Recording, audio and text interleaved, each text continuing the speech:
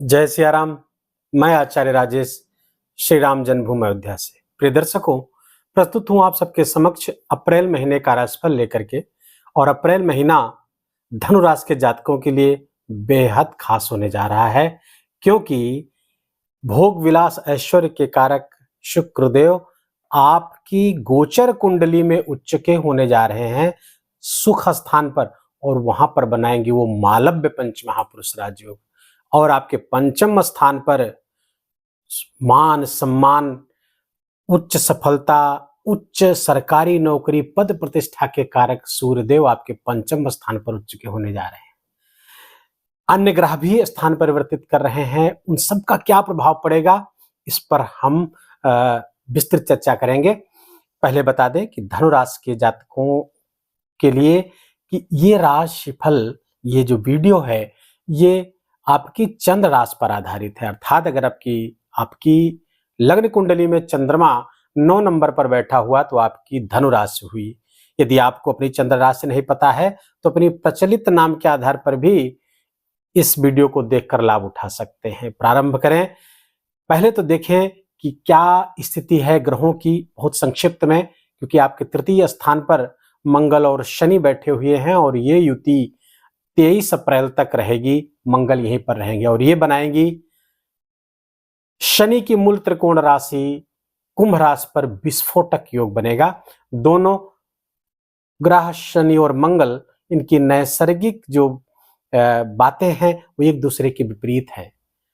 तो नैसर्गिक तत्व एक दूसरे के विपरीत होने के कारण विस्फोटक योग बन रहा है। लेकिन धनु राशि के जातकों के लिए ये विस्फोटक योग बहुत ही कल्याणकारी है, बहुत लाभकारी है, बहुत ही सृजनात्मक है।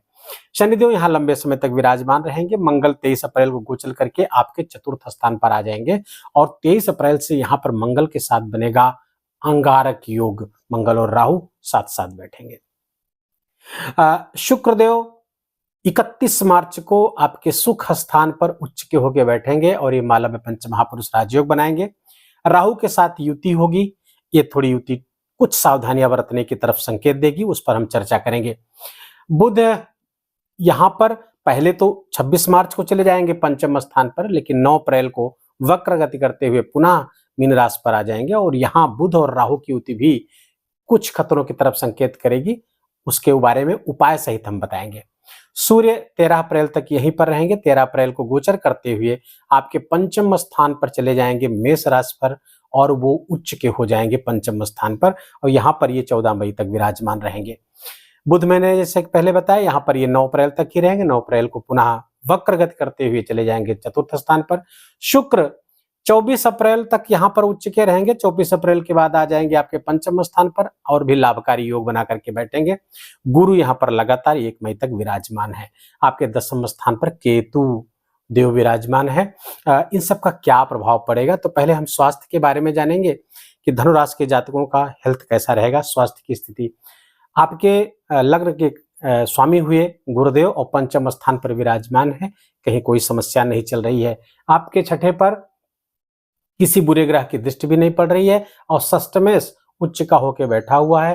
फलतः आपका स्वास्थ्य बहुत अच्छा रहेगा। बस खान पान का थोड़ा सा आपको ध्यान रखना है, क्योंकि शुक्र जब उच्च के होंगे तो भोग विलास की एक प्रवृत्ति पैदा करेंगे आपके अंदर, जिसमें भोजन अच्छा भोजन करने के प्रति आपकी रुचि बढ़ेगी, जिसके कारण ओवर ईटिंग या कुछ भी ऐसी चीजें खा लेने से पेट में कुछ समस्याएं हो सकती हैं। अन्यथा बाकी सही है, कहीं कोई हेल्थ संबंधी इश्यूज आते हुए नहीं दिख रहे हैं, बशर्ते कि आपकी लग्न कुंडली में भी कोई विपरीत दशा महादशा अंतरदशा न चल रही हो।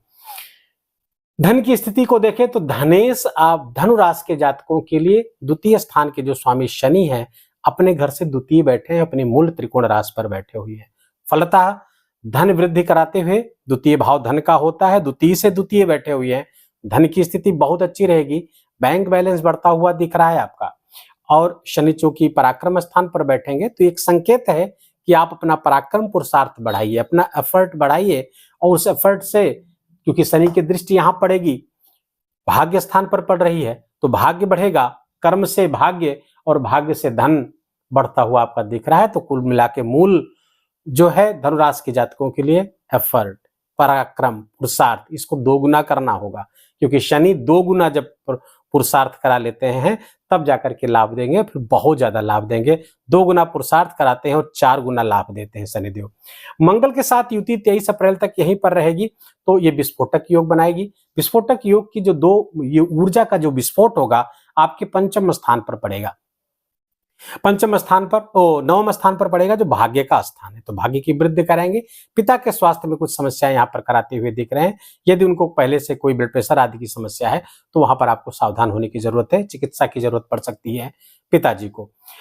उनका सम्मान करें और उनके स्वास्थ्य का बहुत ध्यान रखिए। मंगल की यहाँ पर जब बैठेंगे विस्फोटक योग बना करके, मंगल की दृष्टि चौथे स्थान पर पड़ेगी, रोग ऋण शत्रु के स्थान पर, तो रोग को कम करेंगे। आपके पराक्रम का जो स्थान है मंगल का बहुत प्रिय स्थान है और पराक्रम के कारक भी हैं मंगल, और पराक्रम स्थान पर बैठेंगे तो पराक्रम पुरुषार्थ आपका खूब बढ़ जाएगा।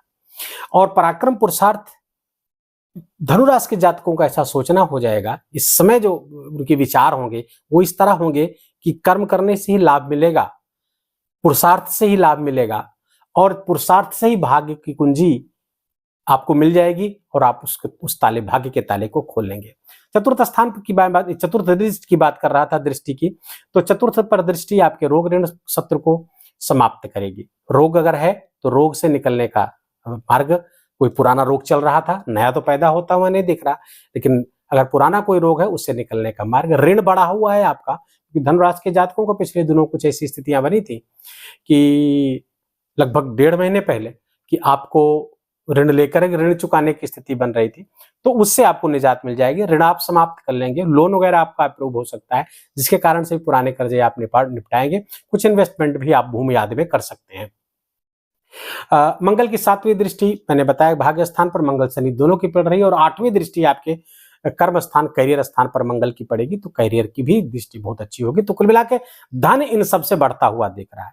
जब आपका ऋण समाप्त होगा तो धन बढ़ेगा ही, बैंक बैलेंस आपका बढ़ेगा। ऋण समाप्त करेंगे तो जो गेन करेंगे वो आपके प्रॉफिट में आएगा। और दूसरे, आपके जो इनकम स्थान के स्वामी है, सोर्स ऑफ इनकम, आय लाभ स्थान के जो स्वामी है, इच्छा पूर्ति के जो स्वामी है, बहुत सुंदर गोचर 31 मार्च से उच्च के हो रहे हैं सुख स्थान पर। तो आपके आय का मार्ग एकदम प्रशस्त हो रहा है। यहाँ से जो कि दसम पर दृष्टि बढ़ेगी तो करियर की उन्नति बढ़ेगी, कर्म क्षेत्र की उन्नति बढ़ेगी। नौकरी में है तो नौकरी में उन्नति होगी, प्राइवेट नौकरी में है या सरकारी नौकरी में, सब जगह उन्नति होती हुई दिख रही है, और आर्थिक उन्नति भी होती हुई दिख रही है। समाज में मान प्रतिष्ठा बढ़ेगी, वाहन का सुख आपको प्राप्त हो सकता है, कोई वाहन खरीद सकते हैं आप। और चूंकि राहु की युति है तो थोड़ा सा हो सकता है, और चतुर्थ पे जो युति बनेगी तो थोड़ा सा आपके चरित्र को आपको थोड़ा संभालना होगा, कैरेक्टर में कोई स्खलन ना आने पाए, इस बात का विशेष ध्यान, इसकी संभावना भी बन रही है, इसलिए बार बार इस पर सचेत कर रहा हूं। कैरेक्टर को एकदम मजबूत रखिए आप अपने, तो इसका लाभ आपको सर्वाधिक प्राप्त करेगा। राहु संबंध को बिगाड़ने का प्रयास करेगा। थोड़ा सा जो इलीगल रिलेशनशिप में भी आप फंस सकते हैं, तो थोड़ा सा वहां पर आपको सावधान रहने की आवश्यकता है, वैसी कोई प्रवृत्ति अपने अंदर पनपने न दे। थोड़ा सा धन के लेन देन में भी आपको बहुत सावधानी बरतनी होगी। पैसे का लेन देन कहीं कर रहे हो तो पेपर पे करिए, पेपर वर्क पूरा कर लीजिए, देख लीजिए कहाँ पैसा दे रहे हैं, क्या ले रहे हैं, और उसको लिपिबद्ध करते हुए चले एक दूसरे एकदम पारदर्शी तरीके से। आप जब काम करेंगे, चाहे वो रिलेशनशिप में हो, चाहे वो आर्थिक लेन देन में हो, तो कोई दिक्कत नहीं आएगी। लेकिन खतरे बने हुए हैं इस क्षेत्र से, तो आपको विपरीत लिंगियों से सावधान रहना है और पैसे के लेन देन से। बाकी धनागमन खूब होता हुआ दिख रहा है, एक से अधिक मार्ग से धनागमन होता हुआ दिख रहा है, और बढ़ता हुआ दिन दिख रहा है। बैंक बैलेंस भी बढ़ता हुआ आपका स्पष्ट रूप से दिख रहा है। शिक्षा संतान की बात करें तो शिक्षा स्थान पर सूर्य 13 अप्रैल से उच्च के हो जाएंगे, तो फर्स्ट क्लास ये शिक्षा के लिए, अगर आप धनुराशि के जातक हैं और विद्यार्थी हैं तो आपके लिए तो वो सर्वोत्तम स्थिति, धन के लिए बहुत अच्छी स्थिति, आय के लिए स्थिति, शिक्षा के लिए स्थिति। शिक्षा धन कारक हो जाएगी, ये भी नौकरी नहीं लग रही है, कंपटीशन आदि की तैयारी कर रहे हैं, सर्वोत्तम स्थिति। ऐसा पंचम पे सूर्य उच्च का होता है, उच्चाधिकारी पद दे देता है, बड़ा पद दिला देता है, चाहे सरकारी हो चाहे गैर सरकारी हो, सब जगह उच्च पद आप धारित करते हैं। तो ये संभावनाएं चल रही हैं, वो 14 मई तक रहेगी। कोई परीक्षा आपकी है इस बीच, खूब मन लगाकर जी तोड़ मेहनत करके आप दीजिए, परिणाम आपके अनुकूल आने की पूरी संभावना रहेगी। अच्छा, बुध भी यहाँ पर जब तक 9 अप्रैल तक यहाँ पर रहेंगे, बुध यहाँ पे पंचम स्थान पर, बहुत अच्छा है विद्यार्थियों के लिए, बैंकिंग का काम करने के लिए, फाइनेंस से संबंधित जो काम कर रहे हैं उनके लिए भी बहुत अच्छा है, कंप्यूटर, मैथ, इन सब के लिए भी बहुत अच्छा योग बना हुआ है। आर्थिक वृद्धि, मैनेजमेंट से संबंधित जो लोग हैं उन सब के लिए बहुत अच्छा ये बुध फल देंगे। यहाँ और यहाँ दोनों जगह गोचर करते हुए बहुत शानदार फल आपको देते हुए दिख रहे हैं। कोई बड़ी उपलब्धि धनुराशि के जातकों को प्राप्त हो सकती है। चतुर्थ पे ये शुक्र का गोचर, और साथ में जब 24 अप्रैल से आपके आ जाएंगे मंगल भी, तो लास्ट का हफ्ता थोड़ा सा ऊर्जा आपकी बढ़ जाएगी, बड़ी संपत्ति, भूमि से संबंधित आप लाभ ले सकते हैं। और ये लंबे समय तक चूंकि रहनी है, मंगल की 1 जून तक यहीं पर रहेंगे आपके, 23 अप्रैल से 24 अप्रैल से यहीं पर रहेंगे, तो यहाँ पर रह करके आपको बड़ी भूमि का लाभ करा सकते हैं। अगर आप कॉन्ट्रैक्ट वगैरह का काम करते हैं तो वहां से आपको बड़ा लाभ करा सकते हैं। तो मंगल की स्थिति भी आपके लिए अनुकूल है। और ये मंगल की दृष्टि चूंकि दशम पड़ेगी, दिग्बल, ये दिग्बल का स्थान है यहाँ पर, दशम की दृष्टि, तो यहाँ तो दिग्बल सीहीन होते हैं, लेकिन यहाँ दृष्टि उनकी दशम पड़ेगी तो करियर की श्रेष्ठता यहाँ भी बढ़ती हुई दिख रही है। फलता विद्यार्थियों के लिए बहुत अच्छा। आपकी संतान है वो भी, वहां से भी बहुत अनुकूल परिणाम आते हुए दिख रहे हैं। संतान बड़ी है तो अगर उसके जॉब वगैरह लगने की बहुत बड़ी संभावना है, और आर्थिक लाभ की दृष्टि से बहुत अच्छा ये गोचर संतान के लिए भी है। गृहस्थ प्रेम जीवन के लिए भी समय अनुकूल है, अच्छा है, लेकिन वैवाहिक संबंध आपका 9 अप्रैल के बाद वैवाहिक संबंध के लिए प्रस्ताव मत करिएगा। जब पुनः मेष राशि पे बुध आएंगे तब फिर आपका प्रेम जीवन और अच्छा होगा। सूर्य चूंकि यहाँ पर उपस्थित रहेंगे, सूर्य विच्छेदकारी ग्रह है, तो धनु राशि के जातक जो प्रेम जीवन में है, लव लाइफ में है, उनके लिए थोड़ा सा संकट 14 मई तक क्रिएट करेंगे। 13 अप्रैल से 14 मई तक थोड़ा संकट क्रिएट करेंगे। कोई डिफरेंस ऑफ ओपिनियन हो सकते हैं, तू में लड़ाई झगड़ा आदि करा करके संबंध को तोड़वा देंगे, इसलिए बहुत सावधान रहने की जरूरत है। आपसी प्यार और विश्वास बना रहेगा तो इस समय आप निकाल ले जाएंगे। समय तो कुछ दिन के लिए, 30 दिन के लिए आएंगे सूर्यदेव, लेकिन इस बीच अगर आपने ओवर रिएक्ट किया तो ये परमानेंट हो जाएगा, संबंध परमानेंटली विच्छेद हो सकता है। इसलिए ओवर रिएक्शन से बचिएगा। समझ लीजिए कि बस 1 महीने की बात है, निकल जाएंगे तो सब सही हो जाएगा। तो ये दाम्पत्य जीवन के लिए अच्छा है। प्रेम, आपके जीवन साथी का सुख सौभाग्य बढ़ेगा, आपके लिए सहयोगी होगी। पार्टनरशिप में कोई व्यापार व्यवसाय है उसमें लाभ आपको मिलता हुआ स्पष्ट दिख रहा है। भाग की भी वृद्धि यहाँ पर शनि मंगल कराते हुए दिख रहे हैं। करियर की उन्नति खूब होती हुई दिख रही है। कोई नया काम व्यापार शुरू करना चाहते हैं तो बहुत अच्छा समय है।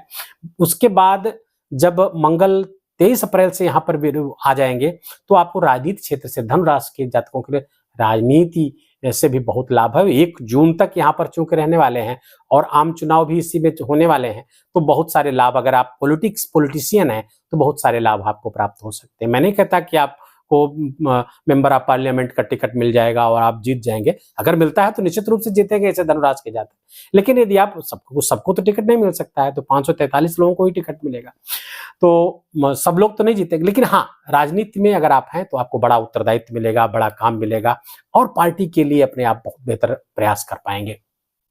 आपकी छवि में सुधार होगा, मान प्रतिष्ठा आपकी बढ़ती हुई यहाँ पर दिख रही है। कुल मिलाकर के ये गोचर हर दृष्टि से धनु राशि के जातकों के लिए अप्रैल महीना बहुत खास होने जा रहा है। और सूर्य की उच्चता और शुक्र की उच्चता, शुक्र जहां माला में पंच महापुरुष राजयोग बनाते हैं तो राजा जैसा ऐश्वर्य प्रदान करते हैं, किंगली लाइफ होती है, तो भोग विलास के संसाधन इकट्ठा होते हुए दिखेंगे। अपने आप को सजाएंगे, संवारेंगे, सौंदर्य प्रसाधन की चीजें खरीदेंगे, नए वस्त्र उपहार आपको मिल सकता है। तो इस सब चीजें आपके इस अप्रैल महीने में बहुत ही संभावित है।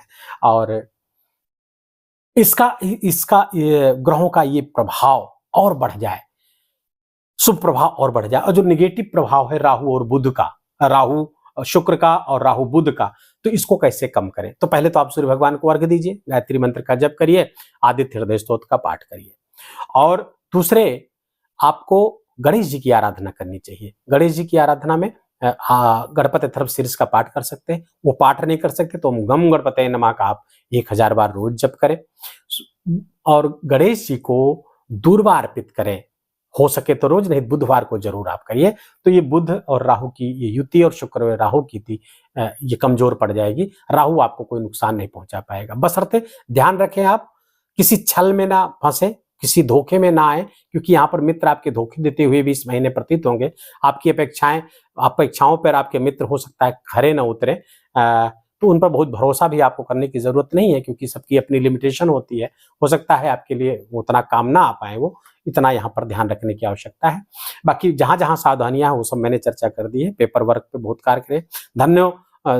धन का आदान प्रदान हो, रुपए पैसे के लेन देन में बहुत सावधानी बरतिए, और विपरीत लिंगियों से बातचीत में उनसे संबंध में बहुत सावधानी बरतिए। सामाजिक निंदा का भय है, अपमान का भय है, तो थोड़ा सा इस तरह ध्यान रखिएगा धनुराशि के जातक। बाकी बहुत अच्छा महीना जाएगा।